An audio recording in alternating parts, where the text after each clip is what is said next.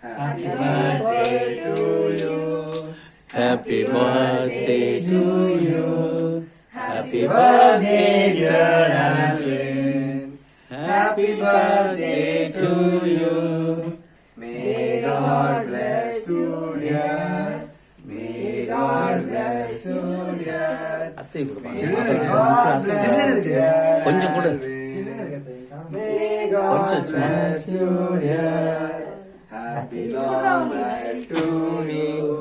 Happy long life to you. கலிங் மாதிரி இருக்குதுடா. Happy long life dear Alvin. Happy long life to you.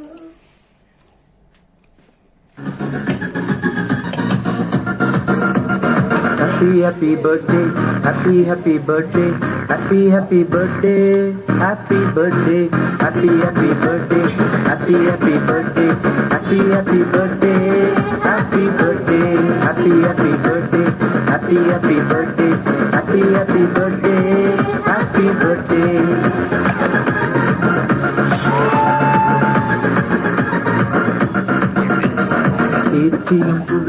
இல்லை pan இது இல்லை சாய்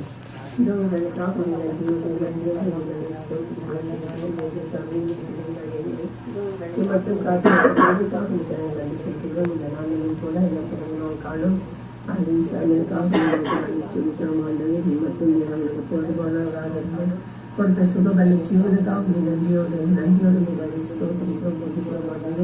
இது ஞானின் பிறந்த நாள் காலமாகவும் இன்னும் அநேக பிறந்த நாட்களை காணும்படியாக எல்லாமே மகனை ஆசீர்வதிக்க வேண்டுமா என்று நாங்கள் செல்கிறோம். நல்ல சுகத்தையும் பலத்தையும் ஆரோக்கியத்தையும் இந்த அறிவின் தருவதோடு அவன் வளர்த்திலும் ஞானத்திலும் திருவையிலும் மனுஷ தயவிலும் அதிகமாக வளரவும் அல்லது அவனுக்கு மேற்கொண்டு அந்த வேலை நாம் சிறப்பாக சிறப்பித்து அதன் மூலமாக நடுவழக்கங்களை நாமத்தின் மதிமைப்படுத்தவும் உதவி செய்ய வேண்டுமோ என்று செல்கிறோம்.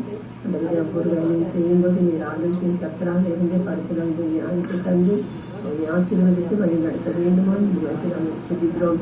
வாழ்ந்த பிராயத்திலே சிருஷ்டிகள் நிலையும் இந்த வேத வாக்கியத்திற்கேற்ப அதில் இந்த வாழ்ந்த பிராயத்தினுடைய நினைத்திருக்கிறார். இந்த வாழ்ந்த பிள்ளைகள் அனைவரையும் ஒரு கருத்தில் நாங்கள் அர்ப்பணித்து செல்கிறோம். ஆண்டவரே அந்த பிள்ளைகள் ஒவ்வொருவரையும் தனித்தனியாக கேட்கிறாக திருமணமாக திருச்சபையாக நீர் ஆசீர்வதிக்க வேண்டுமா என்று நாங்கள் செல்கிறோம்.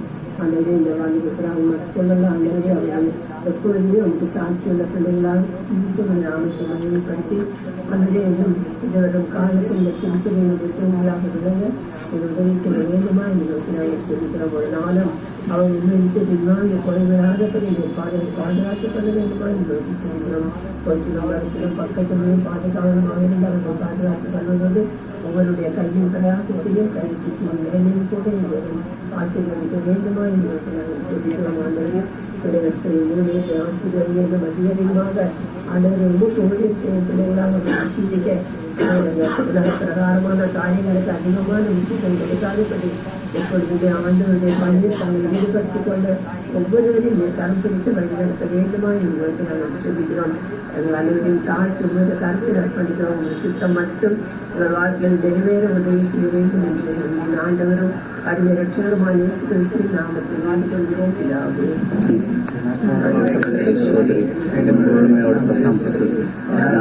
கத்தரை ஸ்தோத்திரி கத்தரை செய்த